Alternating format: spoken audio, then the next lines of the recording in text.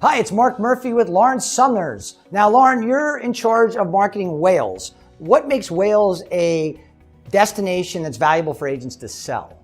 Well, the thing about Wales is most agents are already selling London or England or other parts of Britain. Ireland has been really popular over the last couple of years. And all those clients that agents have sent to Britain but haven't gone to Wales are the perfect candidates for Wales, because when people go to the UK, when they go to London or they get out into the English countryside and they fall in love with it, they're looking for, what can I do differently on my next trip? And Wales is the answer to that question. So a lot of people have been to London many times, right? So if I've gone to London and I'm a client of a travel agent and now I'm planning a trip back, maybe even for business, how would you put that together? What would be the best way to get me over to Wales? And how would you position it for me to tell my customer why it would be a benefit to them?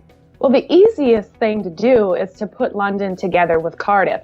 And one of the things that I would propose right away is to say to the client, you know, have you thought about in 2 or 3 days, you could get out of London, you could see maybe Oxford, you could see Bath and Stonehenge, and while you're on your way out there, you can head to Cardiff, which is just 2 hours from London by train. It's a very short distance from Bath and Stonehenge and even from Oxford. And you get to see a completely different country with a Celtic culture, which is very different from the English culture, with a unique language, actually Europe's oldest living language. So there's so much variety that you can experience once you get into Wales that for people traveling to London, we know Americans, they want to see another country. They have a checklist. They want to say they didn't just go one place, they went as many places as they could on their trip. You just made me laugh because the language. I tried at a train station to read the name of the train station when I was in Wales, and I needed an interpreter, and I still couldn't say it. You want me to give you a little lesson on it? Let's do it. Okay, so the train station you were trying to say is the longest train station name in Britain, and it's Llanfair Pysgwyngyll Lloger Crwnjob Llantysilio Go Go Goch. You ready? I just hung my head. Are you ready to say that? No, I will not embarrass myself here. I will not do it. But I will go back to Wales. I've been there now, I think twice, all over the country. I've done it different ways. How many days does someone need to really see the whole country?